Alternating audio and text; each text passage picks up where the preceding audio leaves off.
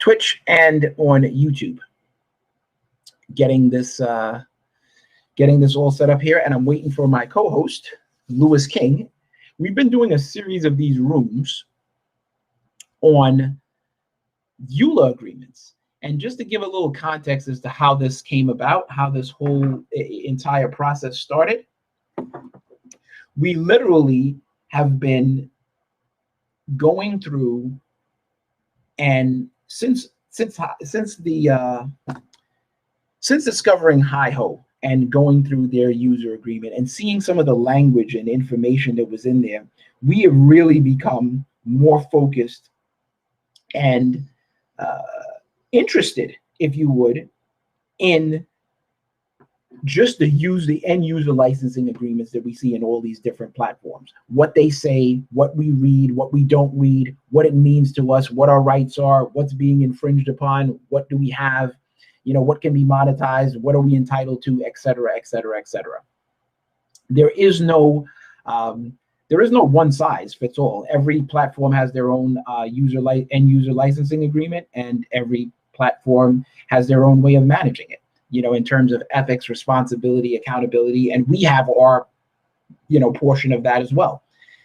Just to kind of give some additional context, one of the things is that you may have heard about the Bev Standings case, where she's the voice of TikTok, but not by her own choosing.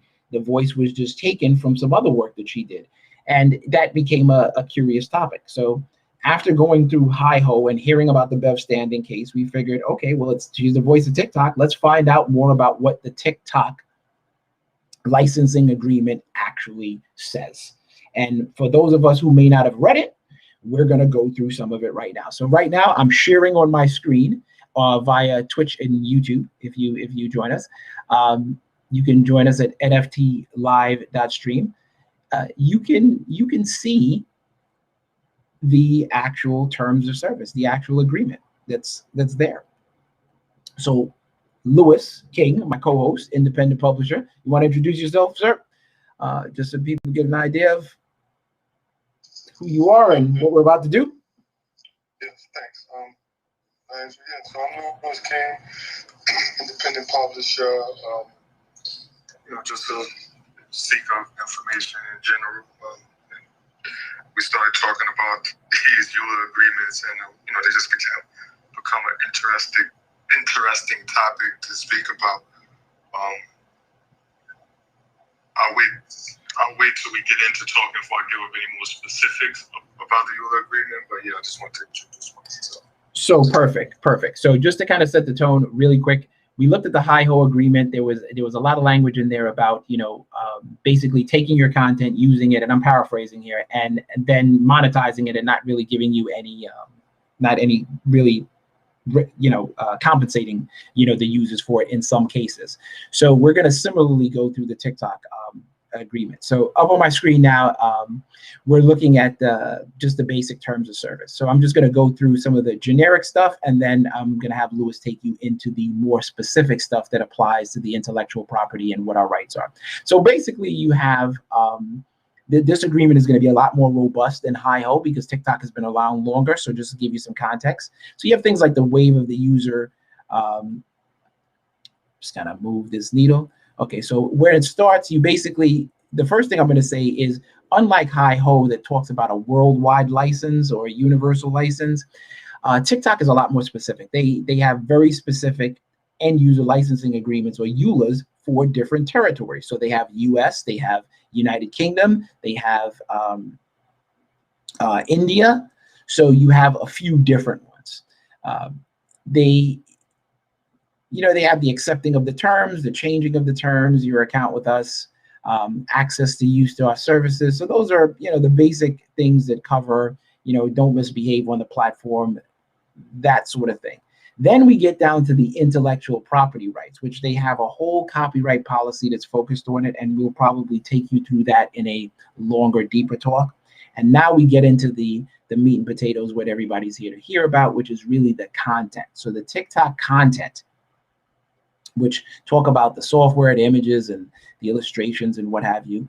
But if we scroll down, we get to the user-generated content portions of it, that is where you start to see all the things that start to specifically apply to content creators. Now, there is a specific portion that talks about musical works and for recording artists. That's a whole separate topic, which I know Lewis is probably eager to dive into because it does affect his particular business as an independent publisher, Imperial Alliance Media. So we will talk about that at a separate note, or at a separate time when we get into the deeper conversations on this with a curated audience.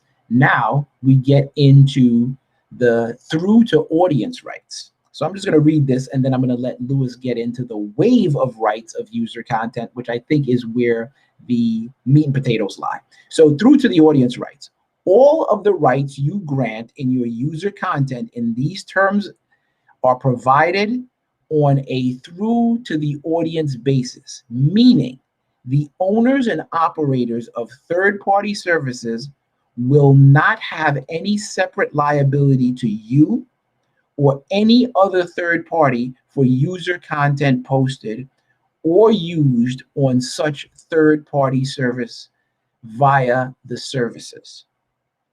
So my understanding of that is that people using, the rights pass through to people who are your audience. They get to utilize the content that's posted on the service just as well as any other third party. At least that's my understanding. And Lewis, you can kind of chime in if you think differently or you agree. And then we can get into the wave of the user rights content, which I'm anxious to hear because I didn't read this before we got on here, just to kind of get the full effect of it for the first time. So Lewis, take it away. Yep, and I definitely agree with the pass-through that you read to the audience. So yeah, it's pretty straightforward. Before we get into the waiver of rights, though, I just want to briefly go into the beginning of the user-generated content. Similar to how TikTok and probably most of these services and their user-generated content, it lays out all the ways that they can use this content that you put on a platform, and pretty much they reserve the right to distribute, chop your content up, exploit it, sell it, use it in ways that we usually want these platforms to use our content. And you can either read this general part yourself, or you can even go back to the one we did on High Hope, where we got into all of the ways that these companies use your content. Again, generally these are the things that we want them to do for us. But let's directly read, the waiver of rights to your user content, because I think this is where we start losing things in the word waiver of rights. But so by posting user content to or through the services, you waive any rights to prior inspection or approval of any marketing or promotional materials related to such user content. You also waive any and all rights of privacy, publicity, or any other rights of a similar nature in connection with your user content or any portion thereof. To the extent any moral rights are not transferable or assignable, you hereby waive and agree never to assert any and all moral rights or to support, maintain, or permit any action based on any moral rights that you may have and or with respect to any user content you post to or through the services. So this is kind of saying, like, just for instance, if you was we'll just say a Christian, right, and you post content about your religion, or have anything to do with your religion, and then somebody else sees the content and they take it and they use it for something outside of Christianity, or even something that's in direct conflict with Christianity, you have no right to wave the moral flag, right? You give up that right. So if your content, if they take your content and they want to use it, let's just say in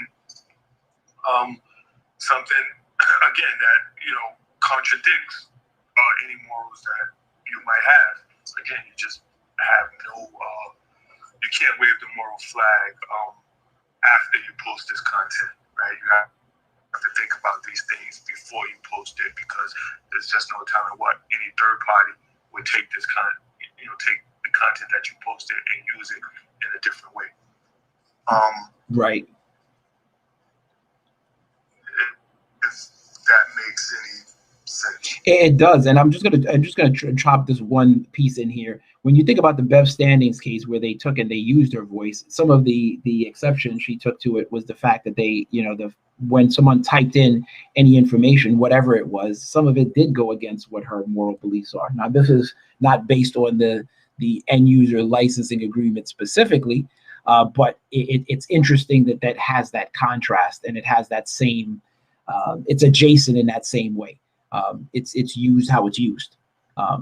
So just to kind of put that in there. So please continue. Yeah. So okay, it goes on to say, we also have the right to disclose your identity to any third party who is claiming that any user content posted or uploaded by you to our services constitutes a violation of their intellectual property rights or of their right to privacy. So meaning, if you use somebody else's content that's protected by intellectual property,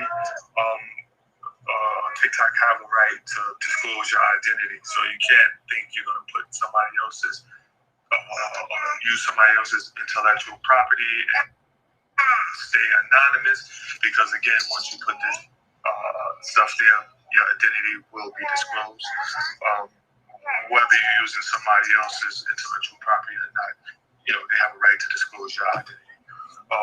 We or authorized third parties reserve the right to cut, crop, edit, or reuse to publish your content at our or their sole discretion. We have the right to remove, disallow, block, or delete any posting you make on our services if, in our opinion, your post does not comply with the content standards set out at your access to and use of our services above. In addition, we have the right, but not the obligation, and our sole discretion to remove, disallow, block, or delete any user content that we consider to violate these terms, or response to complaints from users or third parties with or without notice and without any liability to you. As a result, we recommend that you save copies of any user content that you post to the services on your personal device. In the event that you want to ensure that you have permanent access to copies of such user content, we do not guarantee the accuracy, integrity, appropriateness, or quality of any user content. And under no circumstances will we be liable in any way for any user content. You control whether your user content is made publicly available on the services or other users of the services, or only available to people you approve. To restrict access to your user content, you should select the privacy setting available within the platform.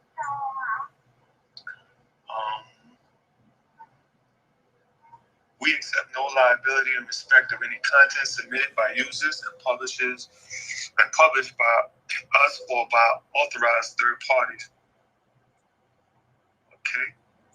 So let's just dig into, because that was a good amount that you just read there. So basically, what they're saying is, while they have no responsibility to do it or obligation to do it, they certainly can remove things, and they certainly will reveal your identity if you supposedly infringe upon somebody else's intellectual property.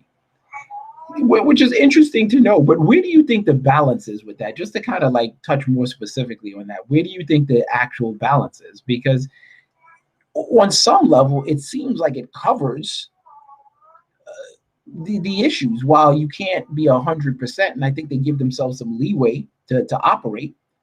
If something is wrong, it seems like they have a remedy, they have the opportunity to address it.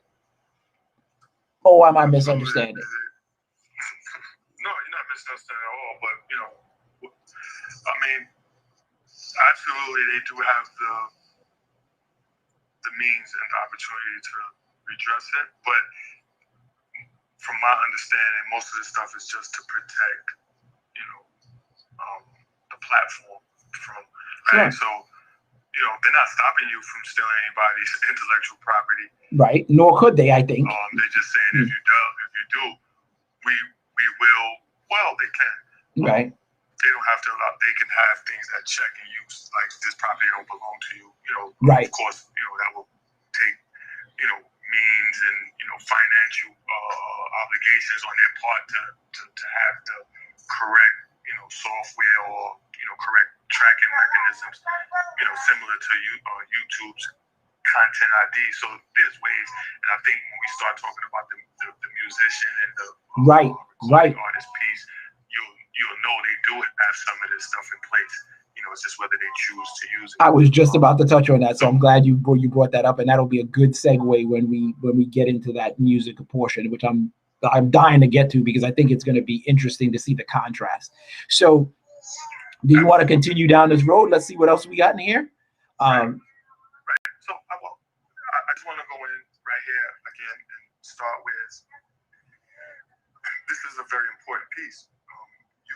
You irrevocably grant us perpetual and unlimited permission to reproduce, distribute, create derivative works of, modify, publicly perform, including on a through to the audience basis, which you covered, right? Communicate to the public, make available, publicly display, and otherwise use and exploit the feedback and derivatives thereof for any purpose and without restriction, free, charge, and without attribution of any kind, including by making, using, selling, offering for sale, importing, and promoting commercial products and services that incorporate or embody feedback, whether in whole or in part, and whether as provided or as modified. So again, you know, they're able to take your content, sometimes under the guise of feedback, you know, pretty much repurpose it for whatever means they want to. Right. And just to touch on that, I'm glad you touched, because that was the next place I was going anyway. The thing that's so interesting, I think, in the contrast between what we see here and what we saw in the Hi-Ho agreement, which was interesting, was that they went on in the Hi-Ho agreement to say, not only are we doing this, which to an extent makes sense. That's kind of like you mentioned, that's kind of what you want people to do to kind of get your content out there. But they said you can't make money off of your own content. Or at least that was my understanding of it. That this one doesn't seem to say that. Well, actually it does. Okay, explain. But so again, you know, remember we skipped the whole user-generated content because we said the language was right. But if you go back to the top of this agreement, before they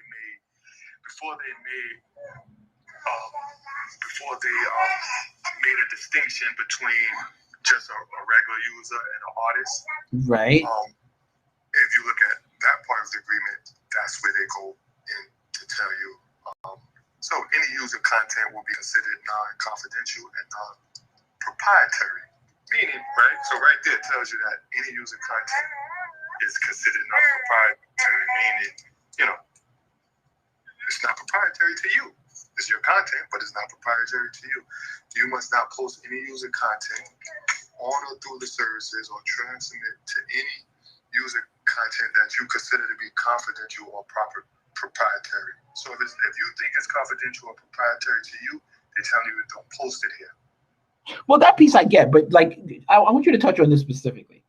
Is there something in here that basically says, again, you can't profit off of your own content? Or yes, it does. But again, they're more careful than Hi-Ho was about it, right? So you're saying buried in the language is the same, is tantamount to the same thing. I'm going to find the exact perfect. But I mean, we're just telling you this, not even. Okay, so you further grant to us a royalty-free to use your username, image, voice, and likeness to identify you as the source of any of your user content provided. However, that your ability to provide an image, voice, and likeness may be subject to limitations due to age restrictions. for the avoidance of doubt, the rights granted in the preceding paragraphs. Let me just find it. Let me find the exact. Yeah, yeah. And you can just, while I find it, you can kind of. Well, yeah. So here's my point in all this. The contrast, at least at a minimum, is the fact that, you know, whether the language is in there, you know, subtly or not, it's not as it was very explicit, very up in your face in the Hi-Ho agreement. Like they were very, very clear to the point where it even said, and maybe to their credit, who knows, in saying, by this we mean this. So they kind of were more explicit. So maybe from a point of transparency, that is a feather in their cap. Not that I think it makes, in my opinion, makes it right. I just feel like the transparency aspect, you know, they give them a gold star for that, because now that we're looking at this TikTok agreement, it doesn't seem as, at least to me, it doesn't seem as plain. But you having more experience in these areas, I imagine that you picked up on the little nuances. Yeah. I'm just trying to look for the exact language here. Okay, you must not post user content on or through the service or try. Okay, okay.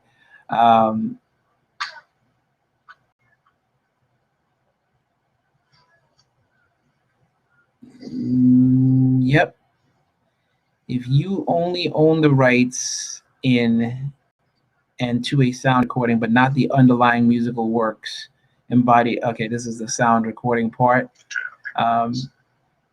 Okay, so like to I mean, I think the one piece here is, to your point, and I think this is the key factor here, the capability to properly police or you know, manage content being used in an inappropriate way is there, evidenced by how they break it up in terms of musical artists. But the fact is, for regular content creators, there just doesn't seem to be that same effort. You say that's about fair? Yes, I would say that's very fair. So, you know, just, and again, I'm not sure, like, when a lot of these, when TikTok, like, really, you know, started working with, you know, record labels and right, publish, like, when, you know, because some, you know, not everybody have an agreement in place. Like, not every, you know, publisher has an agreement in place with TikTok, and I'm pretty sure not every record label. I'm pretty sure all the major record labels, you know, do at this point. But you know, this agreement haven't always been in place, so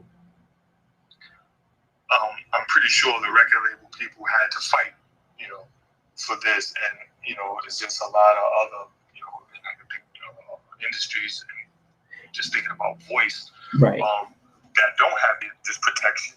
Well, yeah, well, and I'm going to say this. I know of a particular artist that we know from a mutual friend, Articulate, who mentioned him having a actual viral TikTok that was suppressed in some way, and they just exercised their rights to push a different artist, it seemed. Or at least so it seemed, at least from the description he gave. So there is definitely some, you're at the mercy of the platform if you put your content on it, or if you put your content on it. And I think the point is that as content creators, if we're not reading these agreements carefully, and we're not giving some thought into how we proceed, maybe just putting only certain portions of our content on there, you know, for the benefits that we need it for, and not everything, then we put ourselves at a disservice. I myself would be the first one to admit that I hadn't read most, you know, of these, you know, end user licensing agreements, and the Hi-Ho was the one that really just kind of opened my eyes. And now I'm so taken by it. I'm making it a point that we go through these and at least say it out loud, so people can, you know, at their choosing, you know, just look at it, because I feel like we're creating so much content at such a speed that we're not even thinking. And it will just be you sitting there with tons and tons of content that you think you have, and you're ready to go ahead and you're ready to go, make a deal or partner with somebody. They're going to buy your content. They like your voice, whatever the case may be. They like the way you interview. And then all of a sudden, you become a lucrative commodity, and a company like a TikTok or a Hi-Ho or whatever says, well, we got that content and we're just going to use it. We're just gonna take it. So now it's no longer as valuable because it's not as exclusive. So that's one. And you put yourself in that position. So it's just a matter of opening your eyes to just what is there. Now, we're not attorneys by any stretch, but we have eyes, we have brains, we're able to read. It's just that we need to take the time to do that. And we need to, address the fact that even from a negotiation standpoint, to your point, Louis, I think it's interesting that if it exists for musical artists, then why shouldn't it exist for content creators? Ken, is that something that's a negotiable point if you get to that level? What do you think about that? Yeah. Well, I think it can exist, but I think the recording industry in particular, of course, along with the publishing industry, has been it has been built after I should say it's been built based on protecting rights. Right. So from the beginning of, by design. Absolutely. So anytime any of these platforms, come up, like, you have people that's, on it, right? Like trying to, facilitate, legislation and protect. So yeah, I think a lot of other creative, I will call them, needs to negotiate these things and be on it a little bit faster. Like, I don't want to say that there's no protection there because, I'm hard pressed to believe that, prominent voice actors, right? Through some agency that they're affiliated with, whether it's SAG, whether it's their agents or management or even their entertainment lawyers haven't figured out a way to protect them from. Right. That just makes total sense. It's a matter of making sure that, again, you protect your voice at all times, just like our description says. You read the fine print, you protect your voice at all times. And this is, just so that this doesn't get too long, what are the practical, in your opinion, what are the practical things that people need to think about when it comes to these end user license agreement, be it TikTok, Hi-Ho, whatever the case may be? And we're going to definitely go through the whole list of them. What do you think? So, for me, I think the practical things to think about is first the thing I think is to take a look at the content that you're placing here, like, and what is your end goal for this content, right? Right. So is it, commercial? Is it for promotional use? Is it, to kind of get the word out there? So, like, if it's directly commercial in nature, right, and your aim is to, you want to look at what you're giving up in order to try to, to reach your goal or your end, right? Because if it's strictly commercial in nature, and then some of the things that you've given up will kind of limit, how you can go about your business, then you want to take a look at these agreements and say, this might not be something or a platform that I might want to put this particular content on. Again, if it's promotional, I think you have less worries because, that's kind of, you're kind of putting it out there to put eyes on it, and you kind of really don't mind what people do with the content because you want people to share it. And yeah, exactly. That makes sense. I think that's a practical. I think that's a practical piece. And what I'm going to add to that before we close this out is I'm going to just say, from a voice perspective, when you think about like podcasters and any sort of voice talent for that matter, with the emergence of new technology that can clone voices, which is, the crux of this Bev Standings case, where, her voice was basically cloned and used as the voice of TikTok. And, people could type in and make it, what seems like her voice say pretty much anything. I think that's where, the rubber meets the road for them, because it's not just about the single piece of content you put out there. It's about what can be generated from that piece of content that that these platforms claim ownership to the moment you place your material on there. Now, like, one other thing I wanted to ask, did you see anything in there? Because this was something that kind of was also jarring to me in the HIO agreement. That talked about, it doesn't matter if you come off the platform, we still kind of got you. Yeah, I didn't see nothing in the TikTok agreement. Definitely not as direct. I didn't even really see nothing that hinted at that. Right. So, yeah, no, I didn't see it. Not to say that it's not there. I could have. Right. I mean, there's a lot of language in there. I think that, this is interesting to me, because what I got from now looking at these two different ones and contrasting them was this. On the one hand, I was alarmed by the HIO language in their EULA agreement, but now comparing it to the TikTok, I wonder which is really, which is the greater concern. That the language is up in your face and up front, and it's just the actual intent and plan just seems a little bit more jarring, or when the language is potentially hidden so that it's not so easy for you to determine that it's there, but it is there. So I'm gonna leave, for me, I'm gonna leave it there for folks listening and say, I'd love to know what you think about that. I would love to know what does it for you. For me, transparency is always the way to go. So the edge in my mind goes to the HIO, even though I don't agree with it, so I just won't do it. But at least I have the knowledge to say, okay, well, now I can make a choice. What do you think, Louis? And then we'll leave it up to the audience, and hopefully we get some feedback on that. We would love to know what you think. I mean, yeah, I agree with you.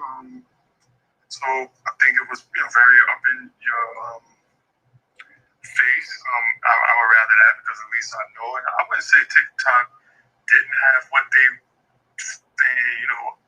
kind of. I think TikTok's is less intrusive as how it was on first glance. I'm gonna go back, but I think it was less intrusive. I would be more willing to put certain content on TikTok than I would on HIO, just because of I think it's less intrusive. But yes, I mean, just in general, I would rather something be in my face than kind of like backdoor. Right. Me, so in general, I'm not saying that TikTok was trying to backdoor some of these things, but could have. But I would say, just as a whole, I think TikTok is Well, what I'm going to do as we close out is I'm going to say we're going to take this conversation offline and really dig into it a little bit deeper and do a follow-up that we'll send to anybody who actually reaches out to us. So you can DM Louis at the Imperial Alliance Media, and you can DM me at Nigel Wright, and we're going to be just digging offline to see if there is the same subtle language in TikTok versus the more up in your face language in HIO, and just to see where it lands out, because we're going to be curating, private rooms to talk about these with interested parties, to talk about these end user licensing agreements. And we would just like to hear in general, if you care, does it matter? What are your concerns? What are your thoughts on this actual conversation? Because we never know until we ask the question. Any closing thoughts for you, Louis? That's it. Just glad we had the conversation. Yeah, man. Another one.